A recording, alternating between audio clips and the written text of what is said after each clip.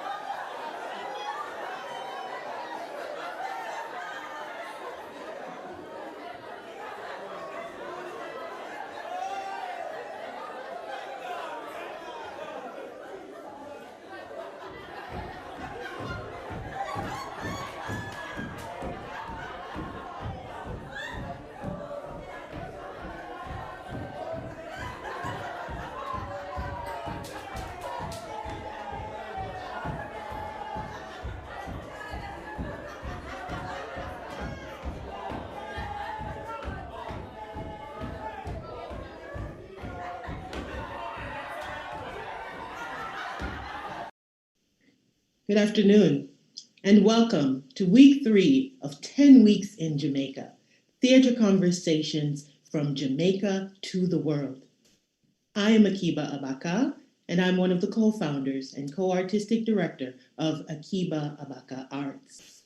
We are an international theater production company that creates plays, concerts, and talks, as well as processes for making plays, concerts, and talks for the world stage. This series is presented in partnership with Raw Management Agency, an esteemed talent agency representing artists and groups across all genres of film, theater, television, voiceover, branding, and endorsements. We're very grateful to work in collaboration with Miss Nadine Rollins, Raw Management's Managing Director, and co-curator of 10 Weeks in Jamaica.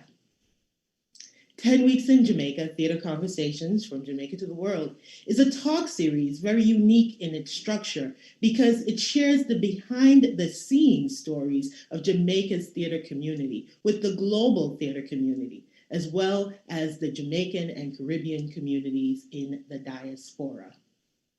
Each week, Jamaica's leading theater pioneers and practitioners narrate their histories and memories of the Jamaican stage, as well as offer their visions for the future development of theater in Jamaica in this 21st century. The series is made possible by our sponsors and publisher, HowlRound.com, a free and open platform for theater makers worldwide that amplifies progressive, disruptive ideas about the art form of theater and facilitates connections between diverse theater practitioners. 10 Weeks in Jamaica is also sponsored by the Martin E. Segal Theater Center at the City University of New York in Manhattan. The Segal Center is a home to theater artists, scholars, students, performers, arts managers, and local and international performance communities. Out of many, we are one is the motto of the Jamaican people, and Jamaica's theater legacy dates back to the 15th century or 1400s and represents a diverse collection of stories about the people and cultures that have lived on the island for over 400 years. We started the conversations on November 1st talking about the Jamaica's iconic Ward Theater with special guests Oliver Samuels, Brian Heap, and Enola Williams, producer of Kingston on the Edge Arts Festival. Last week's conversation was also dedicated to a Jamaican icon, an iconic theater, the Little Theater Movement and the Pantomime, and the legendary Miss Louise Bennett. In this conversation, we were joined by Anya Bludon, as well as Miss Faye Ellington and Dr. Deborah Hickling Gordon. For today's conversation, we venture down the road of the highly popular, commercially dominant genre of Jamaican Roots Theatre. Now, Wycliffe Bennett and Hazel Bennett, I'm going to hold up this amazing book that every human should have in their library, in their collection. So just check it out. Make sure you check it out. Wycliffe Bennett and Hazel Bennett, authors of the book, The Jamaican Theatre, Highlights of the Performing Arts in the 20th Century, compares Roots Theatre to the pre-dramatic ceremonies of ancient Greece by stating, some of these ceremonies also provided opportunity for considerable byplay and mockery between participants and spectators. Probably the most noteworthy characteristic of the Aristophanic comedies which survive is their commentary on contemporary society, politics, literature, and the Peloponnesian War, which was raging at the time. These were the times when, in addition to fantasy, farcical situations were typical and considerable emphasis was placed on the pleasures of eating, drinking, sex, wealth, and leisure. Coupled with the comic elements were some of the most beautiful lyrics and some of the most obscene passages in Greek literature. These plays and their reception are not far removed from what is experienced today by those who attend the Jamaican Roots or comedic play. Now, last week we heard from Miss Faye Ellington. She called out the names of some of the pioneers of Jamaican Roots Theatre: Ed Bim Lewis, Harold Holness, Ralph Holness, the producer who is credited with naming the genre Roots Theatre, and playwright Paul Beal, author of over 50 Roots plays, among them the classic Anda Minors and Obia Wedding. I remember those two plays. Today we are joined by an esteemed panel of three of Jamaica's most popular thespians and stalwarts of the Roots Theatre stage. Our first guest is Mr. Volier Maffie Johnson. He started his career in theater as a student at St. Andrew Technical High School when he gained a role in the Jamaican hit classic movie, The Harder They Come. You may remember him, he's the guy pushing the push cart next to Jimmy Cliff. He launched his commercial theater career in productions by Ed Wallace Productions, the Pantomime, the Jamaican Pantomime, the National Theatre Trust, Basil Dawkins Production, and Center Stage Theatre, to critical acclaim in productions such as Tantaloo, Trash, Room for Rent, Stepfather, Toy Boy, Pinocchio, Children, Breadfruit Kingdom, and Strength of a Woman, among many others. He's also been a TV star with regular appearances on programs such as Oliver at Large, Claffy and Sarge in Charge, and the very, very popular, legendary Lime Tree Lane, gathering nicknames from each program as he goes. The nickname has stuck with him throughout his career is Claffy. Well, a lot of us kind of remember him as Maffie from that scene, Give Generously. Welcome, Volier. Hi, how are you doing? Doing very well. I'd like to introduce our next guest, Miss Maylynne Lowe. Miss Lowe was born in Kingston, Jamaica, and began ballet at age 4 years old and trained for over 12 years with the Norma Spence and Rowe Ballet Company. She transitioned into musical theater as a teenager in productions such as Cats and Aladdin with the Jamaica Musical Theater Company and the Little People Company. She studied acting and completed the summer program at AADA in New York, and then went on to Emerson College in Boston, Mass. So she is an Emersonian, like many of the producers of this series. And she majored in acting. On her return home, she landed a role as Tanya Blackburn in Jamaica's longest-running soap opera, Royal Palm Estate, which she played for over 10 years. She has worked with all major producers in her industry, such as Father Holong and Friends, Oliver Samuels, Jambiz Theatre, Dale Harris Productions, Shebada and Stages Productions, and Basil Dawkins Productions, just to name a few. In 2010, Miss Lowe won Best Actress at the ITI Actor Boy Awards in Jamaica for her role as Annie Palmer in The White Witch of Rose Hall. Her latest role was with Basil Dawkins, Pressure Drop at the Little Theatre. Welcome, Maylynne. Hello, so nice to be here. Thank you. Nice to have you, fellow Emersonian.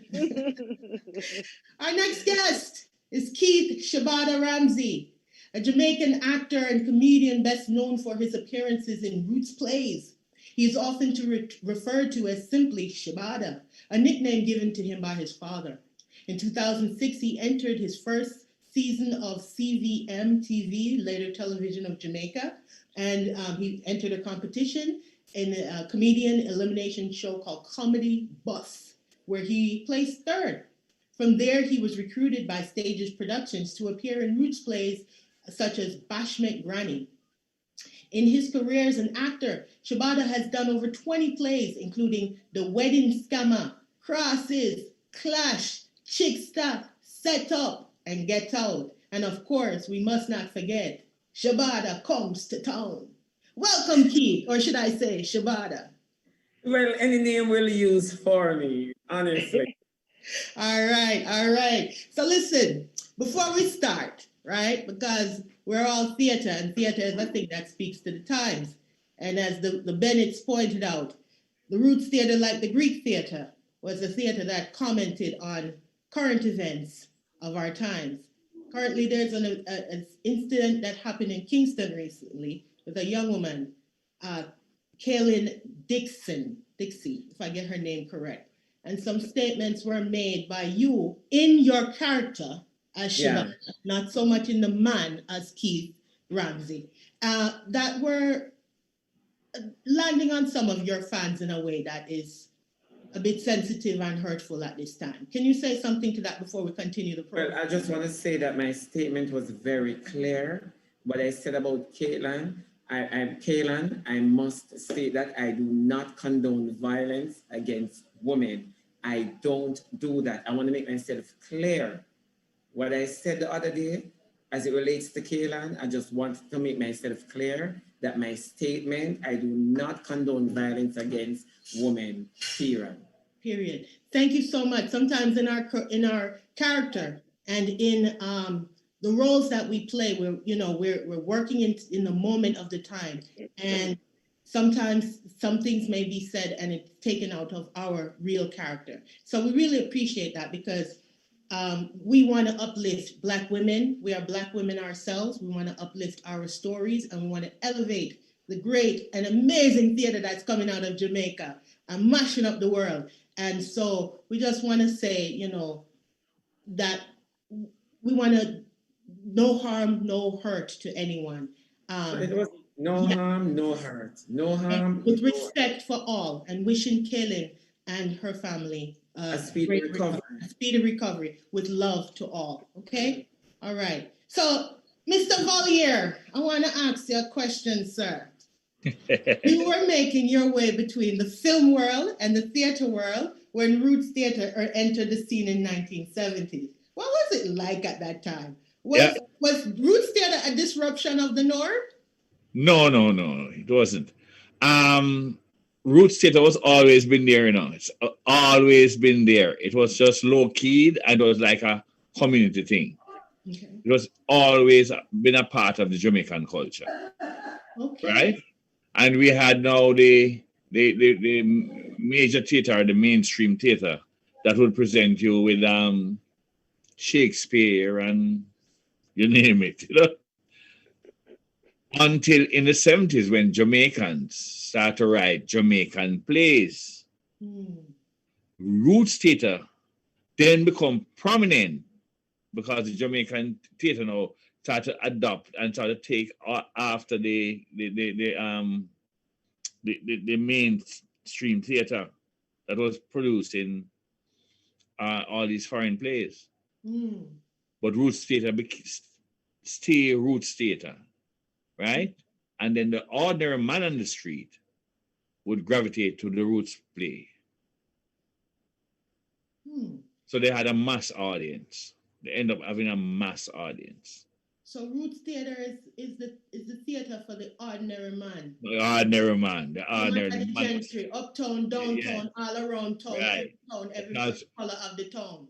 I was surprised to know how much the uptown people, and you know what we mean by uptown in Jamaica. You know what we need? Uptown. Yes, uptown is uptown. Upper crust. Yeah, the upper crust. And a lot of them went and saw, because they were curious, and they wanted to know, what is this big thing about Obia wedding and under my nose? And they went downtown and saw it in the War Theatre. They went down there and look at the show.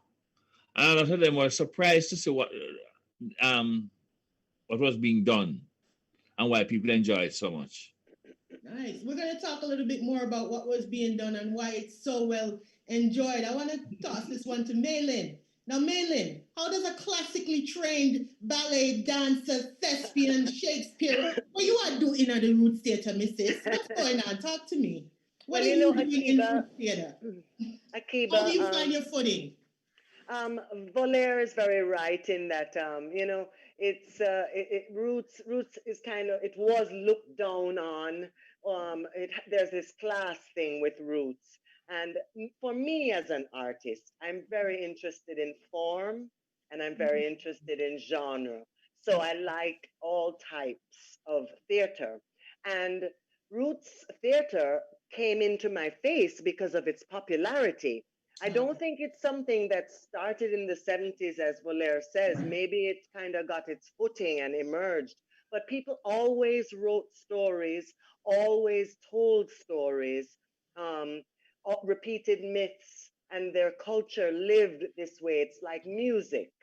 So it has its place. And for me, I just had to get involved to find out more about my culture firsthand, taste it, live it, experience it. And it was just thriving. I was lucky that I jumped in at a time that Shebada was really dominating the scene, and still.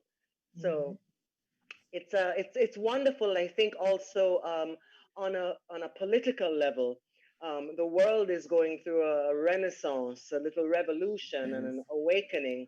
And this goes back to even language and patois, and us realizing and accepting and using and practicing, and also practicing our native tongue, practicing the tongue of our mother, not the tongue of our conquerors. Exactly, very much so. And also being comfortable with it. And and Roots Theatre is it's a part of that. It's a part of our heritage, our culture, how we talk, how we behave, how we tell stories. And it's very important and very relevant and timely that you're doing this talk now on Roots, because of what's happening globally.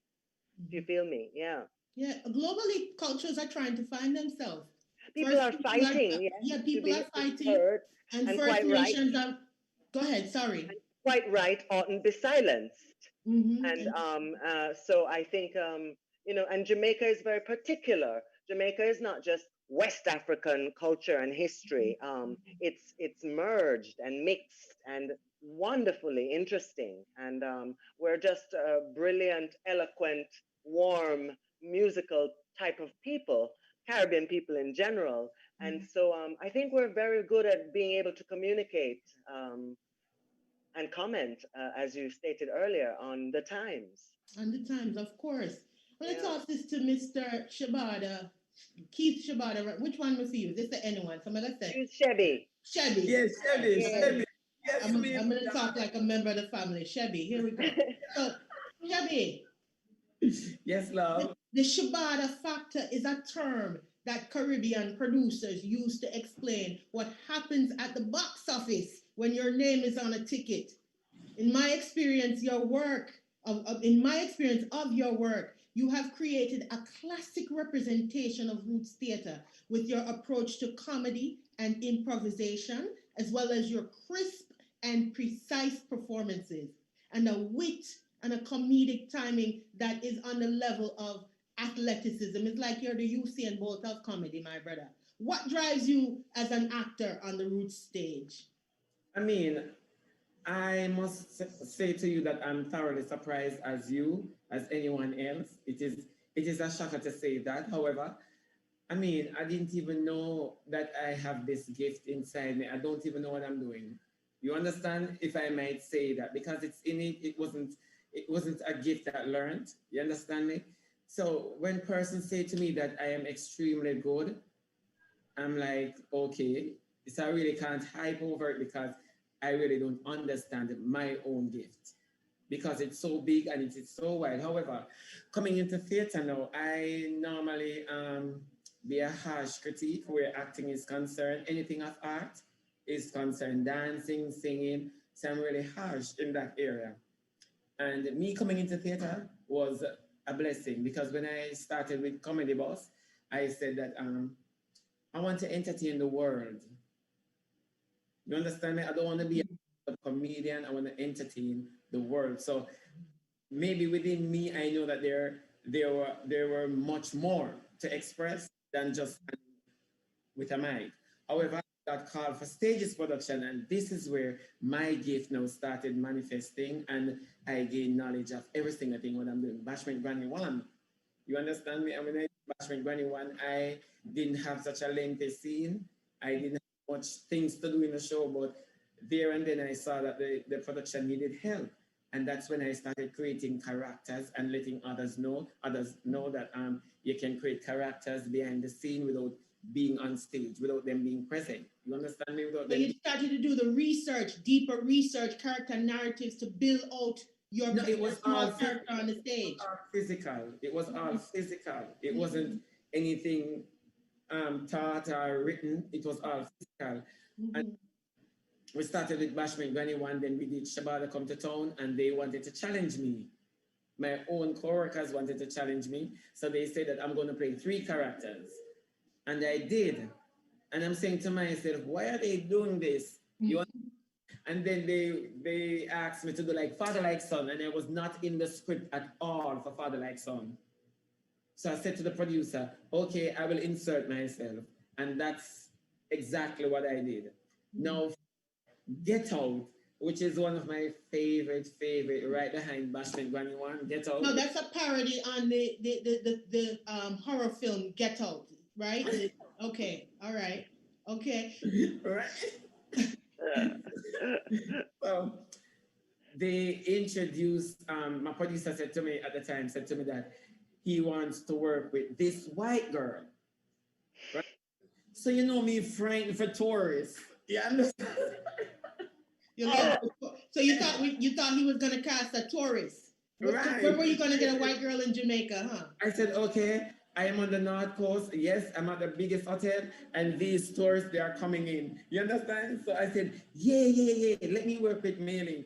And then when Maylynne came along, I said, okay, then how is it that she's going to understand my attitude, my style, my everything? But what I like about Maylynne is the fact that we are best friends off stage, but on stage, the worst enemy ever. Beautiful. I mean, I enjoyed working with Maylynne. So Maylynne, I might never tell you this before, but let me use the opportunity. Maylynne, you are a beautiful soul. I must say that. You and John Paul Manoa. Also, let me just connecting this characterization and character development and the professionalism that all 3 of you bring to the Roots stage, to the origin of Roots Theatre. Now, when you talk about professionalism, I come to understand that Roots Theatre take its roots from a thing called tea parties. And if an actor wasn't professional, there was a way that the audience dealt with those people. Volier, tell us about the tea party and how the producers used to make their money at the tea parties. The tea party was something like you know, in those days you never have light and running water, and people used to just live in them little house, 2-bedroom house, and have a big backyard and thing. And they call a tea party. They call it this party, this concert as such. And people would write them on like a poem and them this and them song for sing and thing. And of course, they would come and perform. And while performing, they have people bidding to keep them on stage or to take them off stage. That might, if they're not good, people will pay a penny and a halfpenny and a threepence, you understand, 6 pence to take them off stage. And then now, if they are really good, they would pay shilling and so to put them back on stage. I mean, it was a community thing, a real community thing. And I tell you, in those days, we used to have drops, coconut drops, and fritters and pudding. All of that was all the nice Jamaican dessert. Yeah, little Jamaican, what do you call it? Confectionery. Yes, would be there. And you would also have a cup of tea. You can get yourself a cup of tea or chocolate or coffee. You know, we have very good coffee in Jamaica. The best. Right? Right.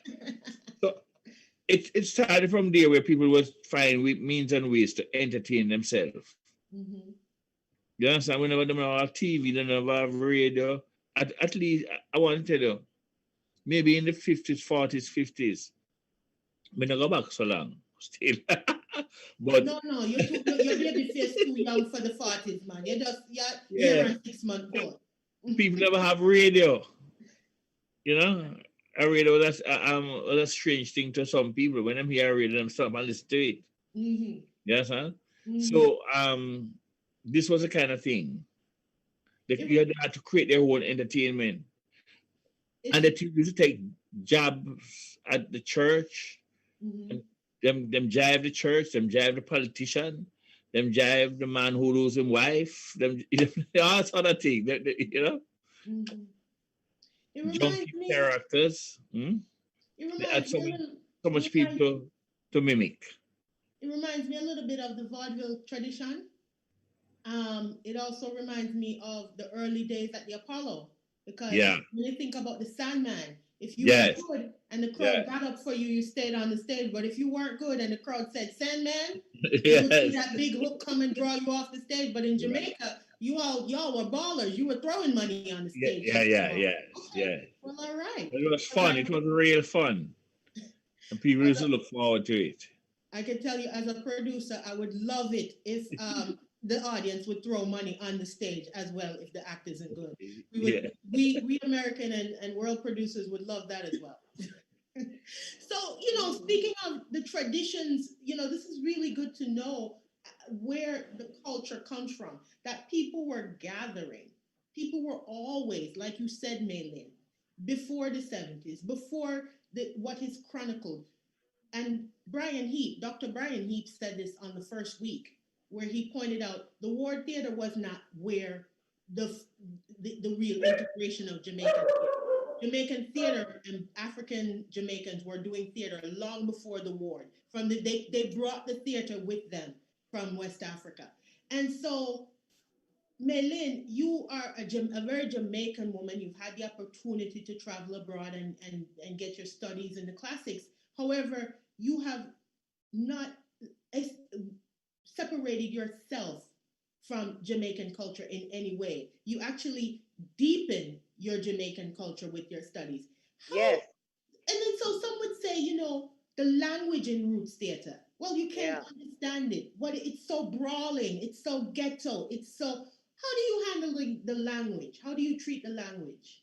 I love it. I embrace the language. I'm better at writing patois than speaking patois because unfortunately I grew up with the colonial shadow over my head. So the high school I went to, or the upbringing, so to speak, you were chastised for talking patois. It was considered, speaking bad or you're going to get in trouble, that kind of thing. So I was a good girl. I was submissive and I didn't, I didn't want to have anything to do with that kind of talk. And it's so funny being able to think for yourself as you get older, not just embracing patois and Jamaican heritage and my culture, despite what people or the majority might think about it. I'm not waiting for it to get the respect. I see respect due. So, but this goes into a lot of what I do. So I like to discuss women's issues. I like to discuss, it's funny that Keith, that Shebby and you open talking about violence against women, because that's something that I really explore with conceptual art, conceptual photography during COVID. It's very important to me. So it's just been really rewarding to learn and to listen and to educate yourself about things you might not know, despite popular opinion, and see for yourself. Oh Yeah. yes. It's interesting. As a child, I remember I went to school up until about age 9 in Jamaica, and I too had the privileges of being raised inside of the colonial, the uptown people. Yeah. I was on the other side of halfway tree, so to speak. And I remember as a child, Volier, I'll let you jump in, but I remember I personally love the sound of Jamaican language. I think it sounds better and I understood better. And I remember I said to somebody at school one day, "Well, y'all look pan me for?" And I got a beating from the teacher. And from that day, I hated the English language because I said, if you're going to beat me to sound like the people, this is not something I want to be a part of. Volier. That's not right. Something about it at 7 years old. Something about that beating didn't feel right because I thought I sound beautiful. And the teacher beat me and said, you don't talk like that inside. Right. Volier, talk to us about the language. What I was just adding to the conversation was that different parts of the country, Jamaica, speak different patois, different levels of patois. If I take you to St. Elizabeth and make Let the people them down there talk to you. You need a translator. So St. Elizabeth is the southwest, southwestern Jamaica? Yeah. Yeah, all right. Mm-hmm. And the language there is difficult to understand. Although my parents are from, my father is from down there, so I understand them. You understand? Mm-hmm. But I can't even mimic them. Now, believe me, you have people from different parts of Jamaica who speak. It take your time to unravel what they are saying. I once had the opportunity to go up to a compound. A compound is up in those hills. Yeah. St. Elizabeth. A compound. Am I saying it wrong? Lord, me there for too long. Yeah. Compound. I had the privilege of going Lacovia. Yes, going up to Lacovia. Yes, I went up there to visit with the Maroons for their annual festival, and the sound is it has a rhythmic sound, but it also has elements. Jamaican language has, especially the Jamaican that they speak in that area. Yes, it has that. There's a beat, there's a movement, and there's this bang, bang, bang sound, right? And I remember, and I remember thinking, this is language. This is not English. This is not a broken. This is a completely different language. That's true. With its own vocabulary, its own vowel sounds, its own syncopations, and that the language has survived for so long, thanks to places like dancehall music and roots theater, that the language has survived to the point where my little nieces and nephews who are born in the U.S. calling me, Auntie, can you get me a book because I want to learn Jamaican? And I said, you go sit down. That's how you learn Jamaican. Let me tell you how you learn Jamaican. Shebada, one of the things I observe when I watch you, I was watching, the other day I was watching Shebada Come to Town, and I was watching a scene where there's a character, the actor is known popularly as Bad Boy Trevor. I don't remember his character's name in the play. Ringo? Ringo. So there's a scene in which Ringo is the igler, the stall keeper. And he tells you to watch his stall because he has to go off and go take care of some other business, some other politics in the neighborhood.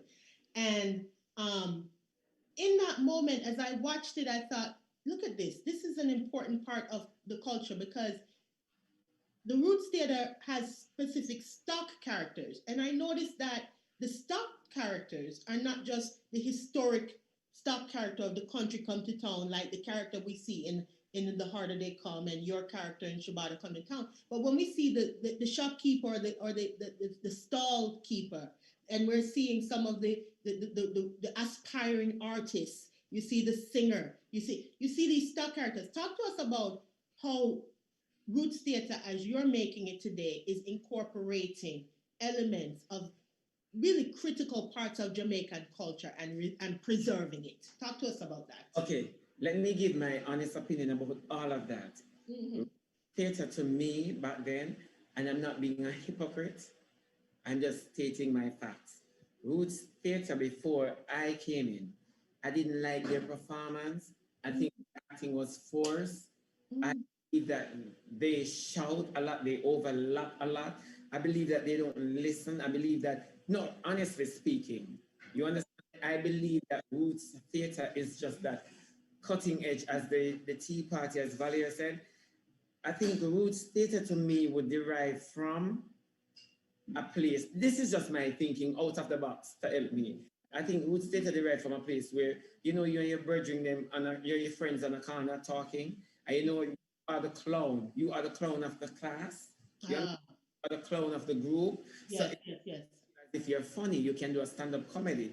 So if you're a smart actor like that, what you can do, if you're entertaining a small group like this, challenge yourself as to how you can entertain a large group. You understand?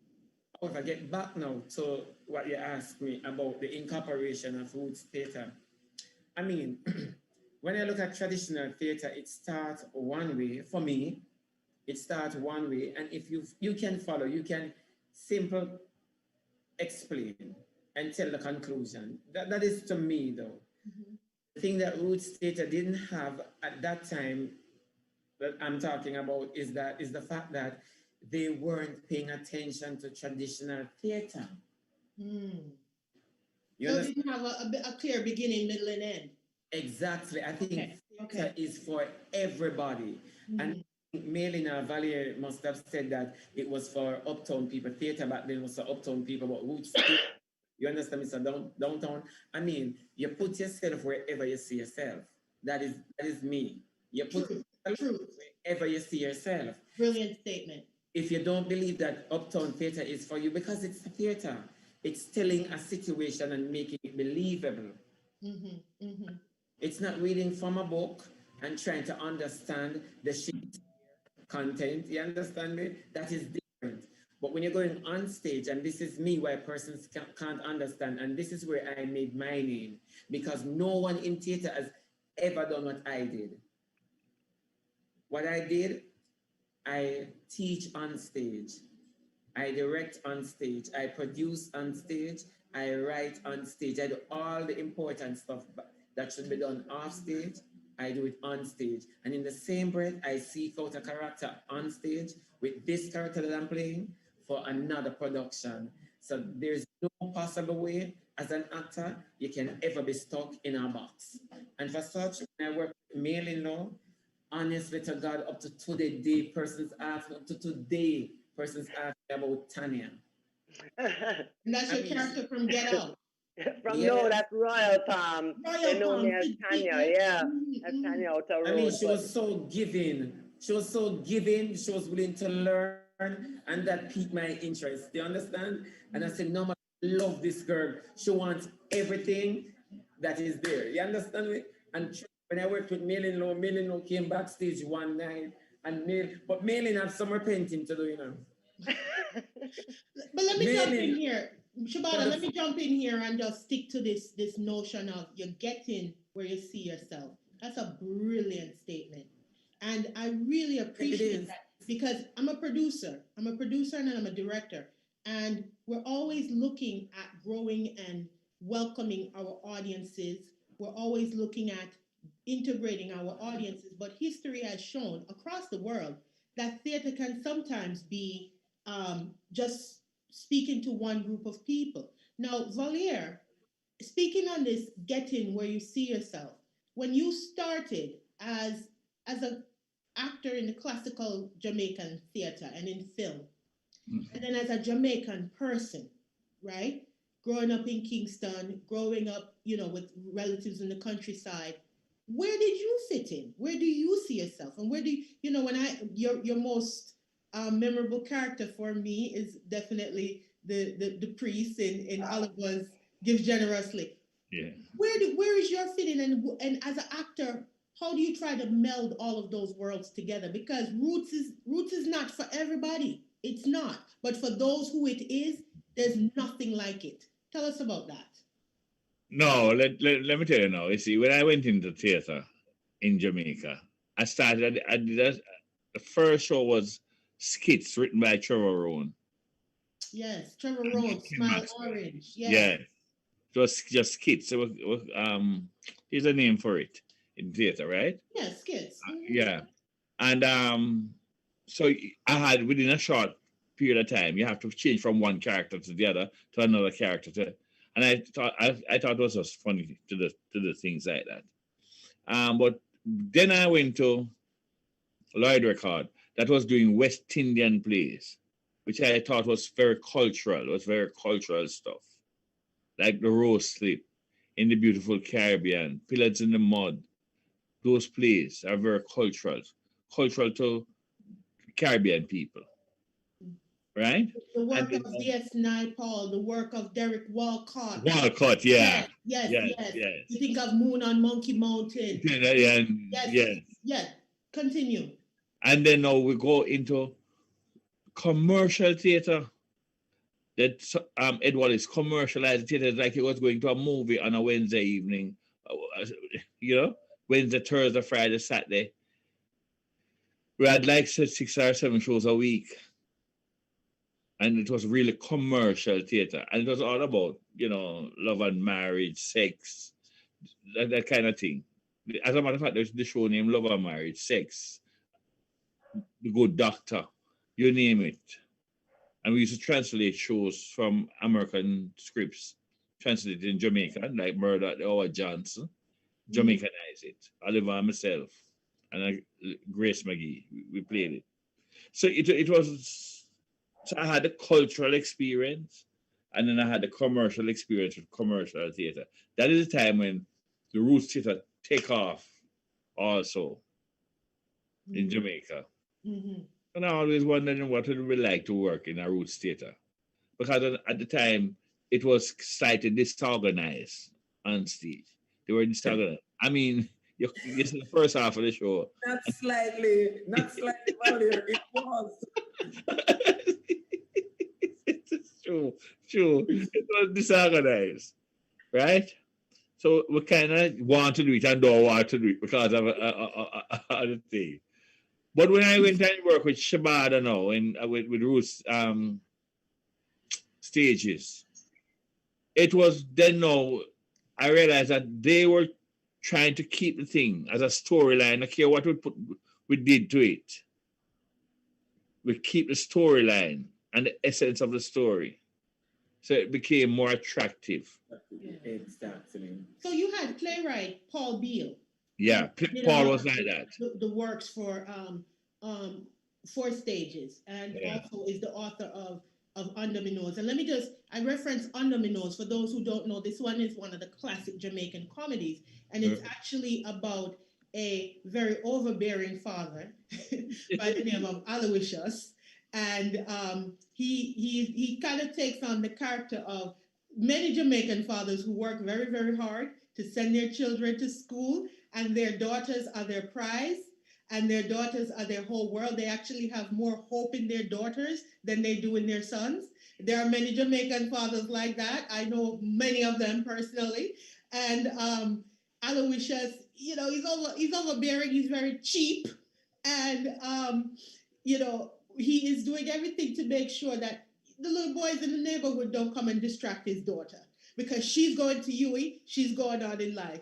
And what happens is, because of the way he is, all the boys in the neighborhood get together to figure out ways to fool him and to take away and to pursue and persuade his daughter. And when you look at a play like that, and you look at the social commentary, you may laugh at the top, but I've watched Under Me Nose now so many times. When I was a young child, I wasn't allowed to watch it, and then I became a woman and I was able to watch it. And I look at it and I say, you're laughing, but there's so much truth, because number one, fathers, Black fathers, Jamaican fathers are not put out as protectors, as being there, as constant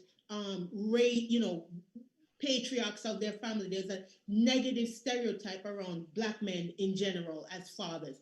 But those of us who grew up in the society and know this, we know that fathers are there, they're in the home, they're providing for their children. So speaking to Shebada, talk to us about, even though there is a lot of comedy at the top, what is really at the root of Roots Theatre? Because I think it's a very political theatre. I mean, I believe that Roots Theatre, to me, and this is always my belief, and I only can speak based on my acting. This is why I do what I do. I believe that Roots Theatre is a way of telling someone who, let me just say this. This is just like an analogy. Someone who don't understand English, it's hard to speak to somebody that is illiterate. It is hard to speak to them in an English form. What is it that they're going to understand? So I believe that Roots Theatre is a way of expressing the truth and expressing one's mistake. You understand me? Because a lot of us, when you watch a Roots play, we do things, we depict situations from the inner city. You know, even from a family or from a particular community. This is what we do. Theater, and we laugh at it. But even though, as an actor, you have to put yourself in an audience standpoint, in an audience seat also. So you're not just as an actor, so you're clueless to how the audience react or to their reaction to whatever you're delivering.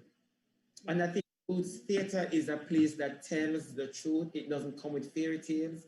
It is the raw material you get. What you see is what you get. We are telling you, Mr. Officer, how the fight really happened.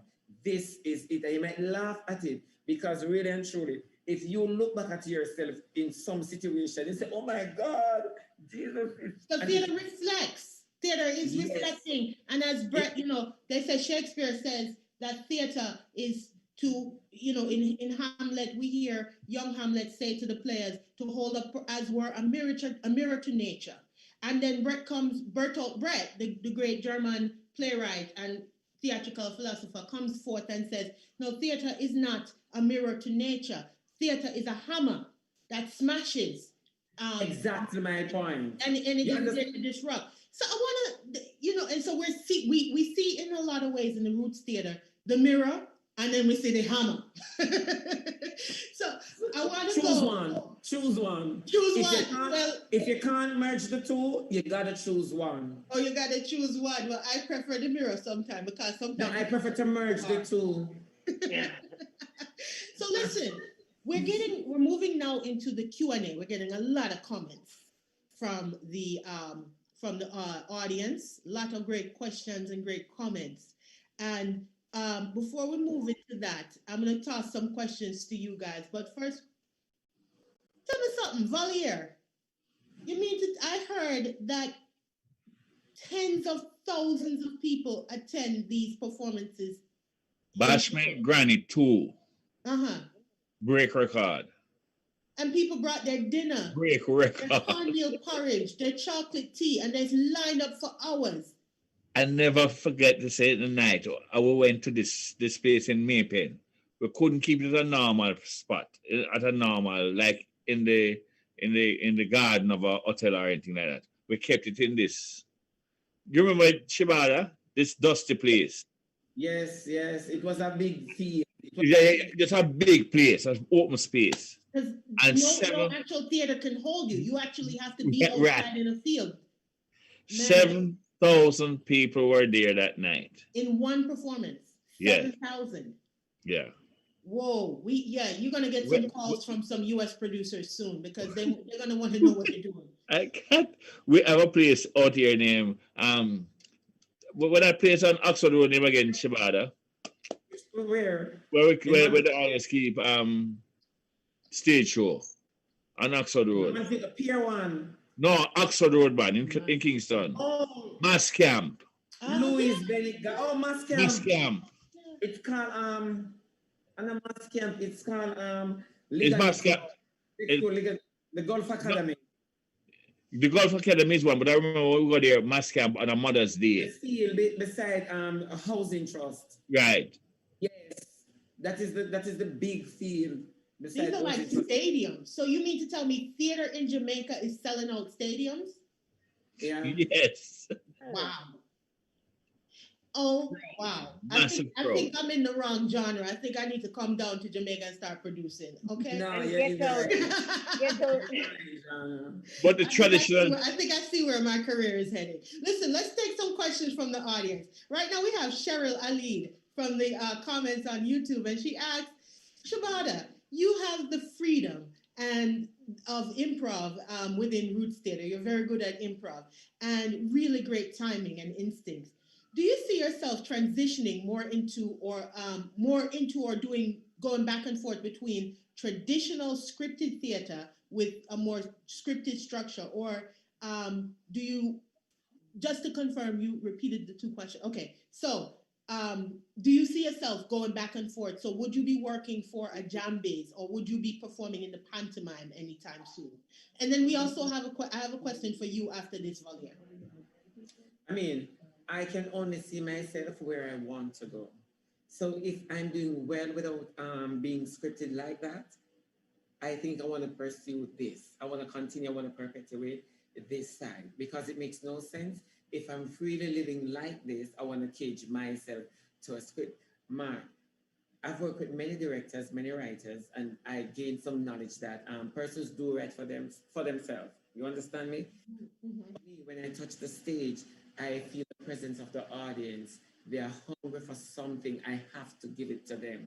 Mm-hmm. And that's why I would enjoy staying where I'm at. Okay. You know, it's interesting because I look at you and I'm thinking, you know, I'm thinking about some work here in the US by some incredible writers. And I think, man, we could really benefit from the way you move your body on stage and just your comprehension. So, as I said, don't be surprised if the US producers call you sometime soon.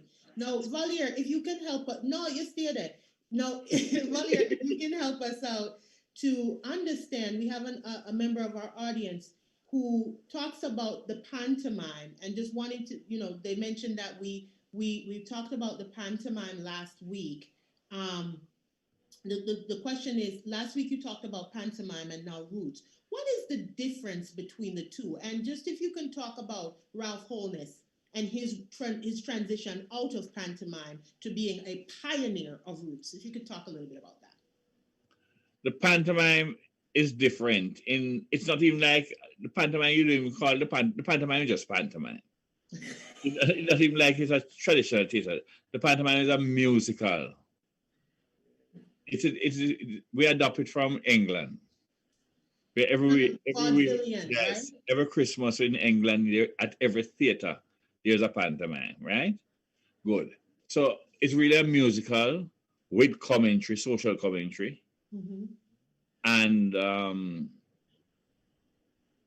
singing, a lot of singing, right? Singing and dancing to tell parts of the story. So that's what pantomime is about. Okay. Ralph came off the Bim and Bam era, out of the Bim and Bam. And they were a comedy duo, right? And Clover. Okay. And thing. Kind of like Laurel and Handy. For those of you who are scholars of vaudeville and American comedy era, that kind of Laurel and Handy slapstick. Yes. Yes. And then what Ralph did was, I think it was Bim wrote a script. I can't remember the name of the script. And Ralph took it and produced it. But Ralph was a clever producer. Very clever. Ralph is the only person I see in Jamaica as a producer who put out 2 full-page ad, center spread ad in the Gleaner. Oh, wow. Complete center spread. The Gleaner is the most major paper in Jamaica, right? Right. And at that time, television thing was, people wouldn't advertise on TV. We depend on the Gleaner to tell us what is happening in theater. It used to read the commentary about theater in the Gleaner. And Ralph have 2 full-page ad in it. You understand? He was going to be seen. And I tell you something, that man draw crowd. Wow. I don't know who get the crowd him inside the poor white theater, but in full the theater, so they were crowd outside the theater till they break the glass door at the front. They used to have to do 4 shows a day, and the Ward Theater at the time yes, had over 800 seats. Especially if it's a holiday, like a Boxing Day. Boxing Day, the day after Christmas, for yes. those who are not in the Commonwealth. Yeah, sorry. Or New Year's Eve Day. Yes. Or Easter Monday. Wow. Carl O'Brien, who's in New York City, he is a resident of New York, and Carl is letting us know that the Roots plays sell out New York as well. It's awesome to see the response. He notes that even people who don't understand what you all are saying, they don't understand the words, but they feel the energy from the performers. And I'm really, thank you, Carl, for that comment, because when we met earlier, Maylynne, you talked about that, especially Maylynne, you're a dancer. So your whole you have what's called kinesthetic intelligence, meaning reading through the girl. Okay. Yeah. She has what's called kinesthetic intelligence, which means any movement in a space. It's learning through movement, learning through the body, learning through your sensations. Yeah. So as an actor trained in ballet to stand, upright, what do you do when the audience is cackling and talking to you. How do you respond? Well, listen, Shebby was the best tutor because Shebby actually method trained me on how to stand up, how to do a dem gal stand up, how to what we Them call gal, those bandy girls. leg, right? Okay. How to relax the body, the whole body language of the persona. He took me into Franklin Town ghetto many times to experience chicken back in a bag. Like, you remember Yeah. these things, Chevy? Like, all kind of things. Like, for me to live Come it, on. to really grow. And, I wanted to add as well that as someone who's really been, doing mainstream commercial theater in working with Shebada, I don't think he even is able to articulate or really understands what he has done for Roots. Now, Volier mentioned that Roots, pantomime is musical, song and dance, telling a story, sort of commedia dell'arte. And I think Shebada and writers like Paul Beal, what they have done is they've taken these stereotypical archetypes of good and bad, like you'll still have a villain and so on, but it's such a modern form. I can only compare it to some writers like UNESCO. Yes. And why I introduced that is because with Shebada, Right, rhinoceros. You think about the absurdity exactly, of rhinoceros. yes, By but UNESCO. not Yes, just the yes, absurdity, Akiba, yes. also the human quality. There is no good and bad. So I'll be playing a character in the ghetto who is good, but I have bad ways. But I might be the hero, but I also was a little bit of an antagonist.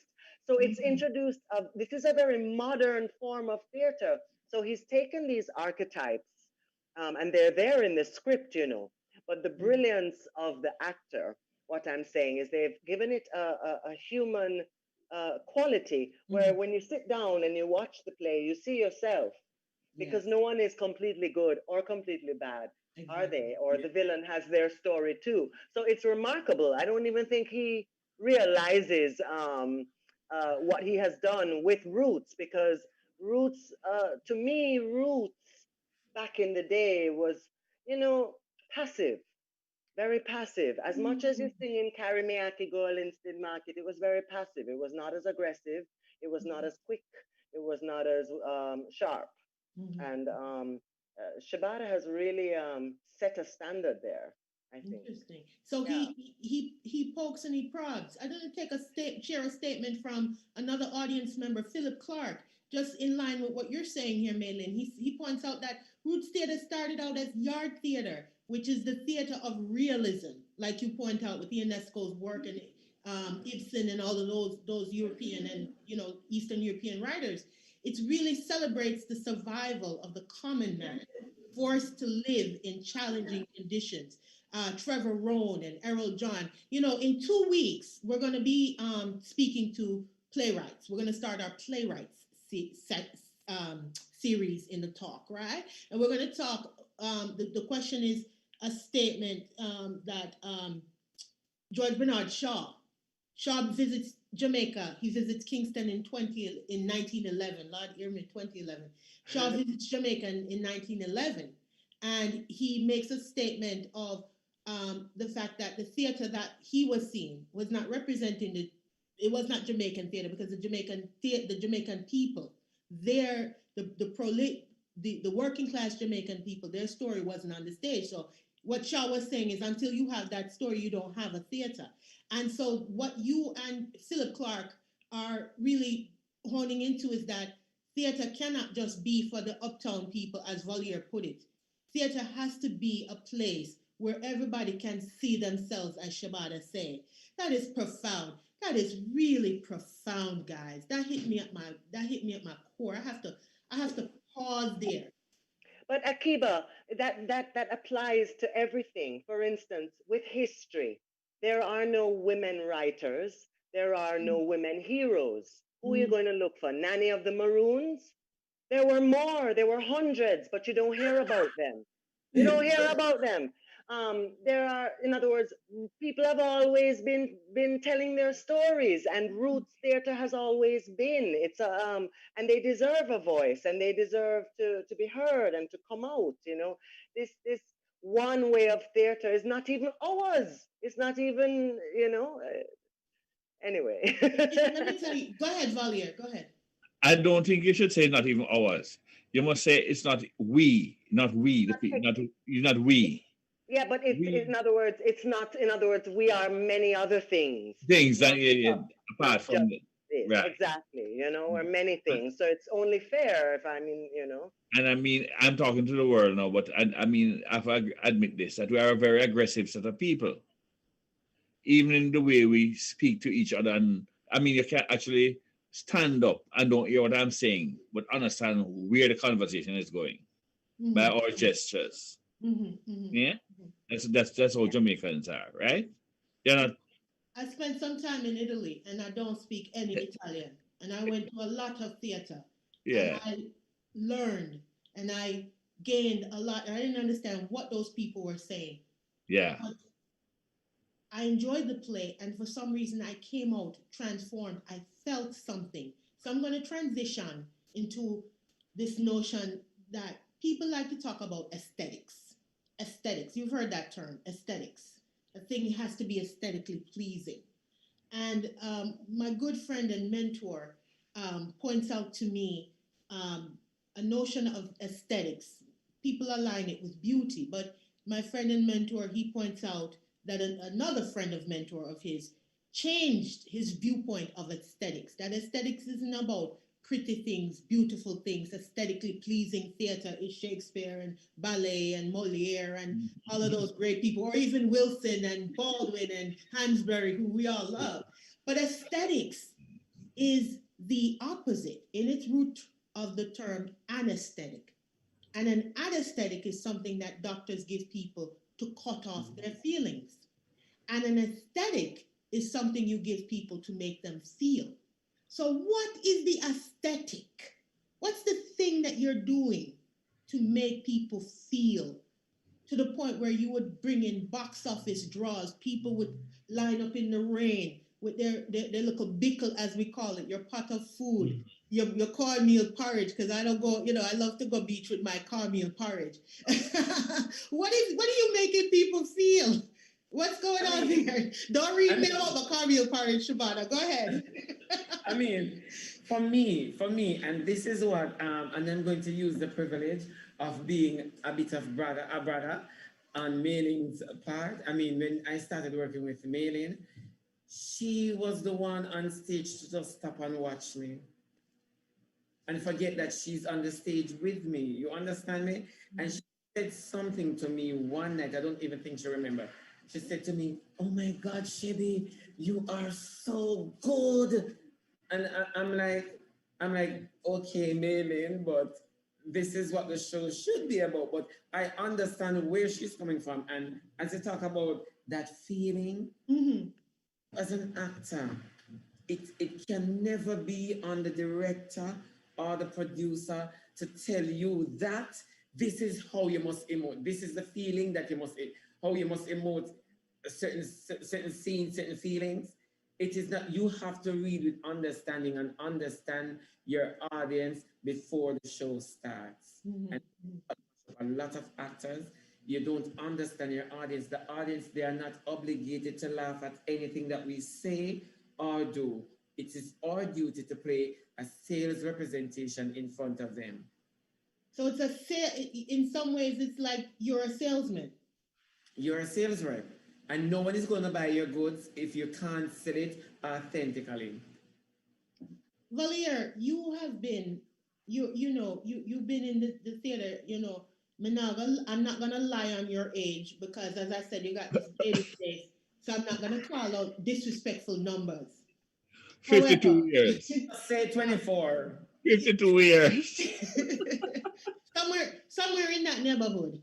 Yeah. And in your years in the theater, both in the classical theater, in the film world, in the television world, and in the Roots Theatre, I feel like when I watch your work, It aligns with what Shebada is saying, this sense of responsibility to represent a truth in the narrative, in the lived true experiences of the Jamaican people. Where do Yeah. you center your work as an actor on the Jamaican stage? What part, where are you pulling from? What are you trying to make people feel? The first thing when you get a character, you research the character, right? I don't. For the 52 years I'm on stage, I've been doing that. Research the character and thing. You must make people who are watching you believe what you're doing. It must be believable, right?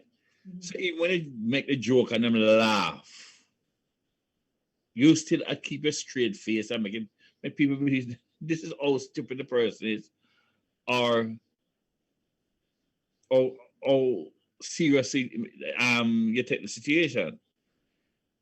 That is what you must project to your audience, right? I have played a lot of different roles, but I mean, some of my most enjoyable roles. I remember playing Madman 3 different times, and it's 3 different madmen, 3 different.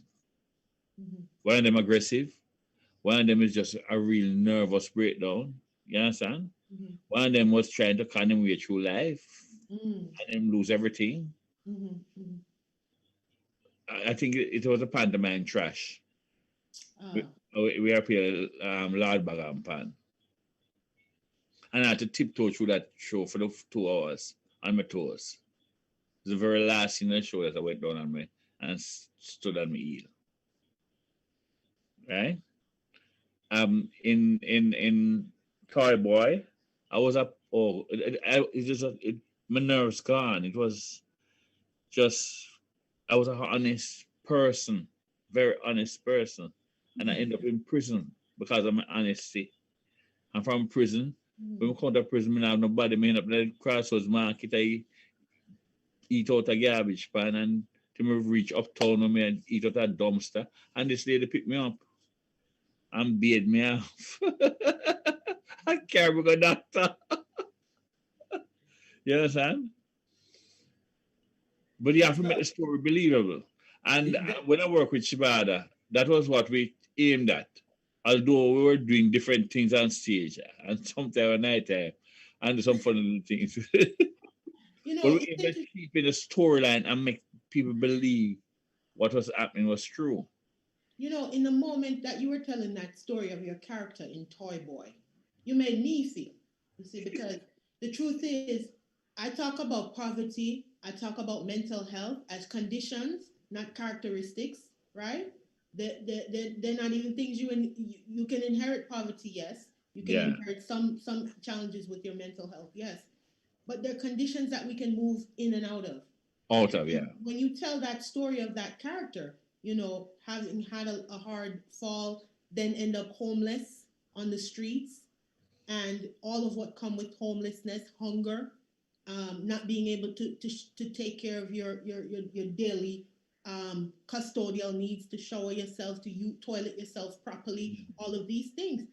And when we see this character on stage, when we see him now on stage at the Little Theatre, at the Ward Theatre, we see somebody we know, but we also see somebody we fear we can become. Yes. So that comedy allows us to look at that character that we don't look at, because we walk past the madman, the dirty madman, as we call them in Jamaica, the dirty homeless person. We walk past them every day and we don't look. Right. Yeah, we don't pay them any. Sometimes you might recognize them and say, "What I know that man? They used to teach." You know. Wow. Or this lady was a secretary, and this is what happened to her. But I remember doing that play, Leonie and myself, Leonie Forbes. Leonie Forbes, yes, the great Leonie Forbes. Right. And I got best actor for the part. But I remember doing it in the night, and more than one occasion, people came out of the theater saying that they know somebody who the same thing happened to. Yeah. You understand? So you have to be able to play, make the character believable.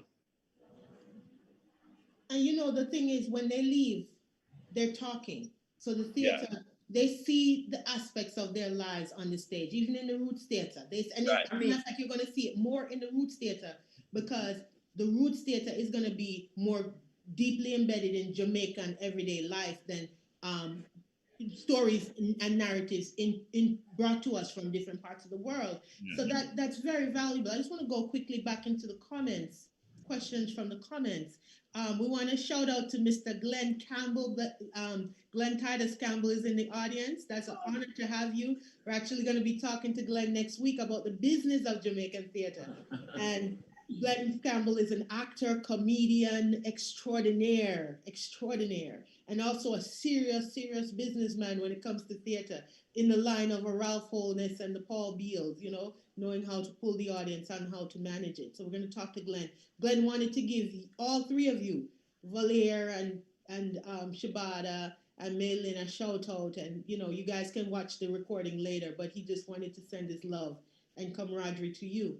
We have a question from Chris Alid, who asks, for Maylynne and Volier, are there any aspects of specific to Roots? Are there aspects of Roots theater that has helped you to hone your craft and or think about within the traditional theater space that you could benefit? So what are you taking from Roots theater back into your traditional Western European style of theater and playmaking? Listen, I I don't even know how to answer that question, because I know when I went over to Roots Theatre, and for the couple of years I worked with them, I gave a lot to them. I used to work with Mr. Beale. Mr. Beale was such a nice person, and Mr. Beale wrote some very good script, and he would sit down and trash out the script. Work it out. With him.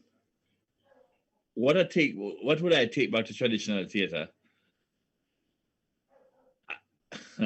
I don't think I take back anything to traditional theater, because I was spent so much years in it that I had nothing more to give to them. I had something more.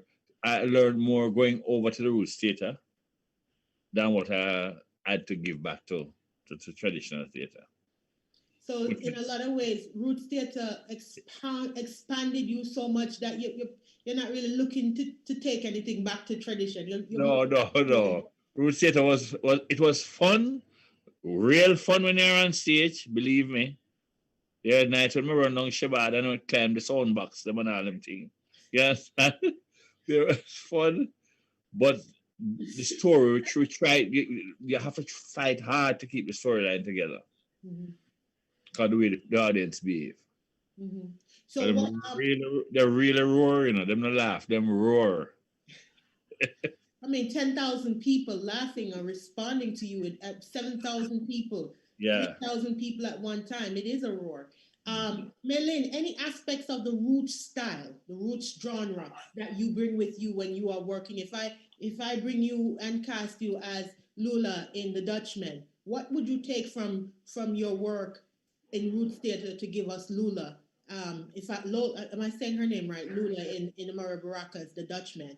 What can you borrow if I were to cast you in that role from to me, Roots Theatre was a real aggressive reiteration of fundamentals in theater, which is listening, not just listening on stage, but Shebada said it earlier, listening to your audience and feeling your audience. So it was a very sensory experience for me with Roots.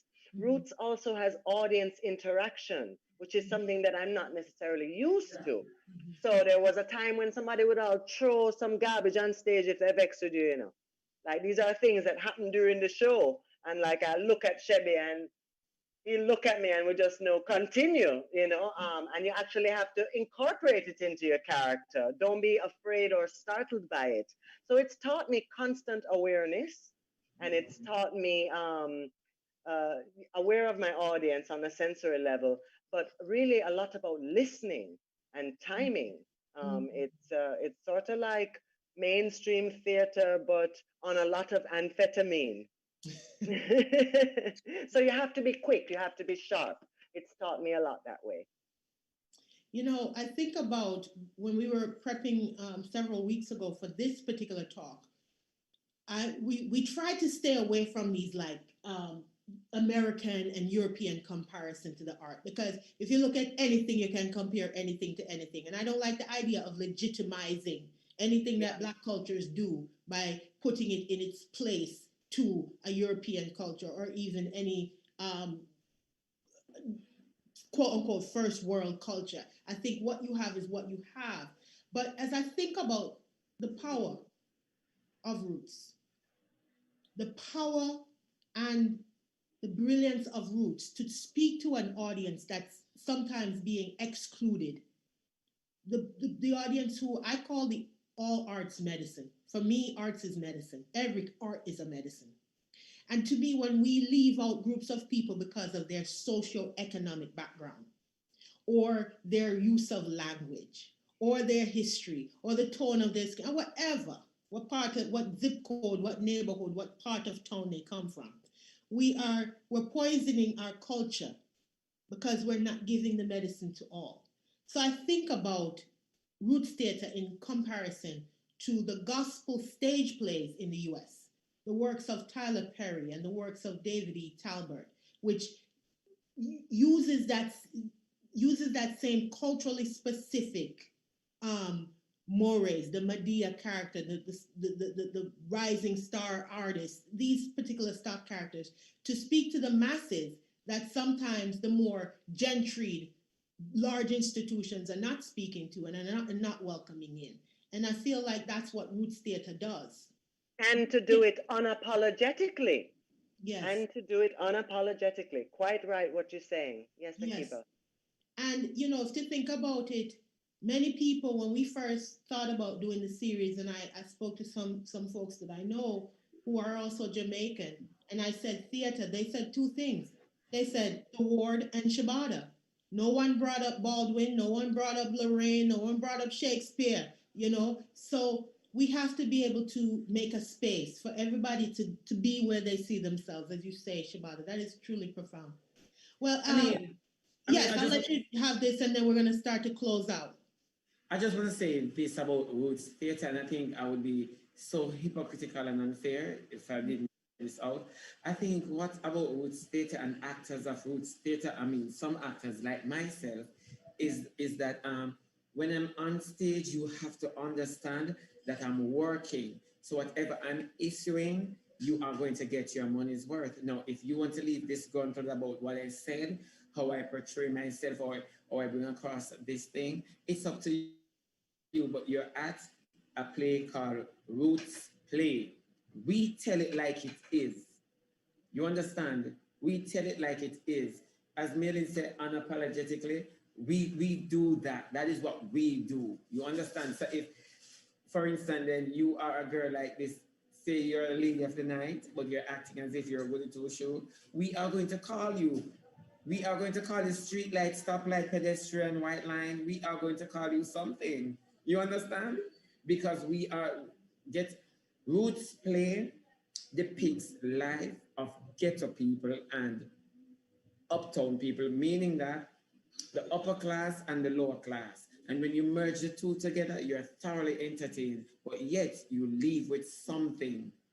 As Volier said that we fight now to keep a storyline, yes, we do. So Roots Theatre has earned its place on the map of theatre anywhere in the world. Anywhere in the world, yeah, man. You know, as we go on, Shebada, I'm sitting here, I'm watching you, and you know, the director, producer, me is like, man, what show can I bring him up here to do? Because I want some of that Shebada factor at the box office. Lord, I need it. But Philip Clark talks about, just one more statement from our audience here. I'm going to take it from Philip Clark.